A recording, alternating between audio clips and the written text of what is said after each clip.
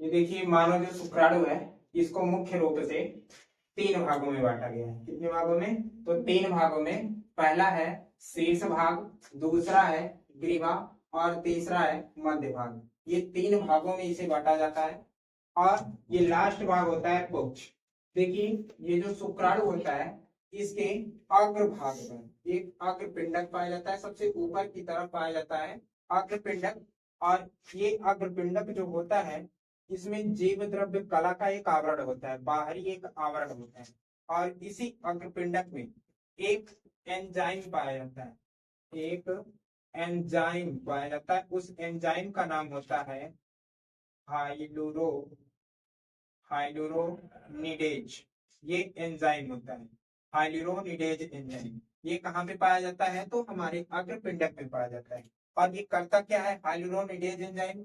जब यह शुक्राणु जब यह शुक्राणु हमारा अंडाणु के पास जाता है, कहता है कि इस एंजाइम का नाम होता है हाइलुरोनिडेज एंजाइम।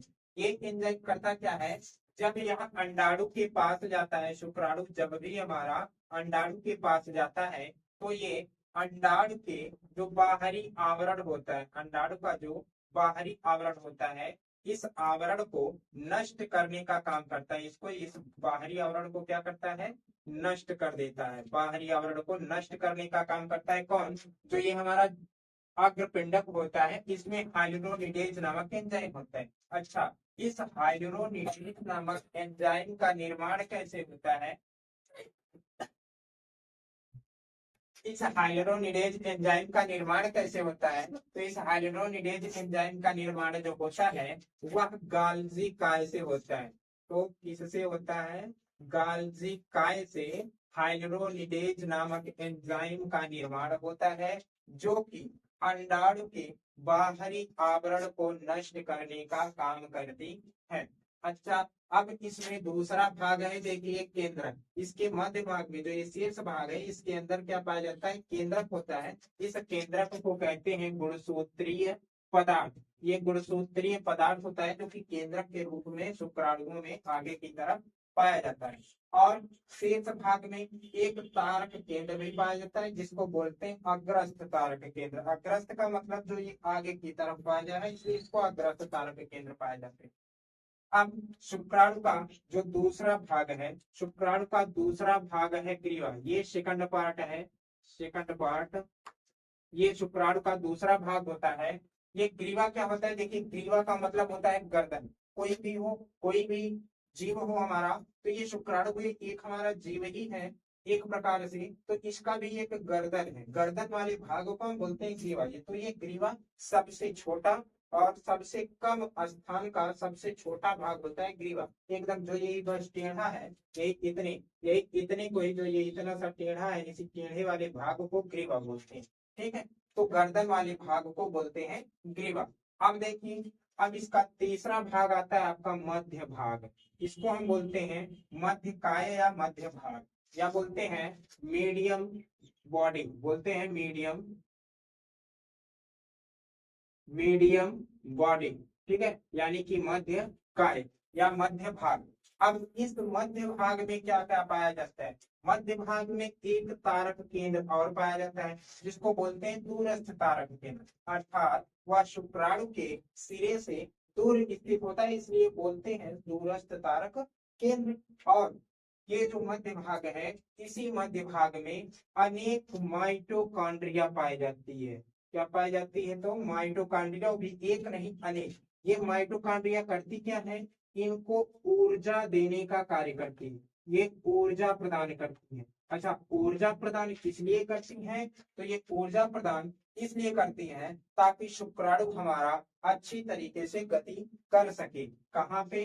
तो ये गति जो होता है, शुक्राणु हमारा गति करता किसमें है? ये शुक्राणु हमारा स्वयं से तो गति कर नहीं सकता। शुक्राणु जिसमें गति करता है, जिसमें घूमता है, वो होता है वेग। इस वीर में शुक्राणु हमारा अच्छी तरीके से गति कर सके, और इस वीर के माध्यम से जब यह गर्भाशय में जाए तो इसको ऊर्जा प्रदान करने के लिए इसमें माइटोकॉन्ड्रिया पाई जाती हैं, ताकि यह अच्छी तरीके से यह गर्भाशय के अंदर अंडाणुओं से निषेचन की क्रिया कर सके, इसलिए ये माइटोकॉन्ड्रिया होते हैं। अब इसका लास्ट भाग होता है पुच्छ। ये पुच्छ होता है, ये सिर्फ चलने में सहायता करते हैं। और ये गति कौन सी करती है, तो गति करती है, ये जो गति करती है वो अमीबीय गति भी करती है। अमीबीय गति करती है, हमारा शुक्राणु जो होता है अमीबीय गति भी करता है। तो इसी अमीबीय गति के कारण और यह हमारा स्पंजन का भी और संकुचन की क्रिया भी करता है। संकुचन का मतलब ये सिकुड़ते हैं, ये से इसके जब भी ऐसे ऐसे चलेंगे, जब भी ऐसे ऐसे चलेंगे तो ये जितना ऐसे ऐसे चलेंगे उतना ही शुक्राणु आगे की तरफ बढ़ता है।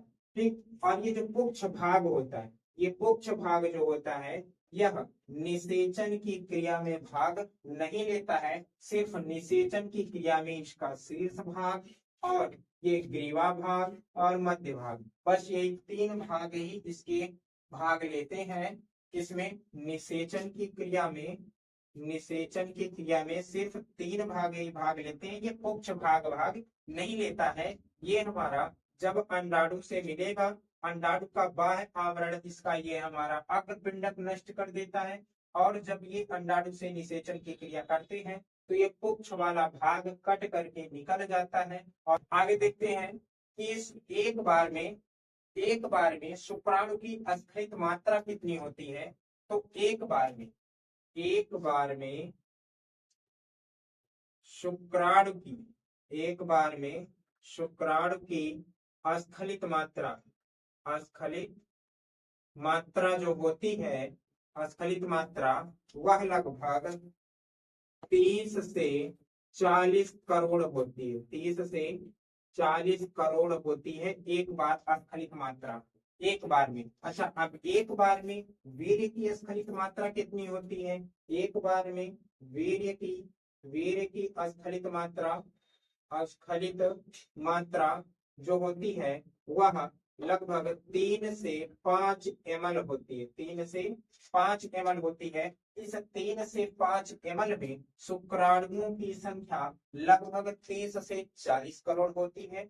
और एक स्वस्थ निषेचन की क्रिया करने के लिए, एक स्वस्थ निषेचन की क्रिया करने के लिए लगभग 60% शुक्राणु का, 60% शुक्राणु का स्वस्थ होना यानी कि तीव्र गति से चलना अति आवश्यक है। और इस 60% में, इस 60% में लगभग 1% शुक्राणु, लगभग 1% शुक्राणु का अति तीव्र गति से, अति तीव्र गति से चलना, अति तीव्र गति से चलना अति आवश्यक होता है। अगर ये अति तीव्र गति से नहीं चलेंगे तो ये निषेचन की क्रिया करने में असफल हो जाएंगे, क्योंकि जब वीर्य स्खलित हो जाता है तो वीर्य के स्खलित होने के बाद शुक्राणु का जो जीवन काल होता है, शुक्राणु का जीवन काल जो होता है वो हमारा 24 से 48 घंटे होता है। 24 से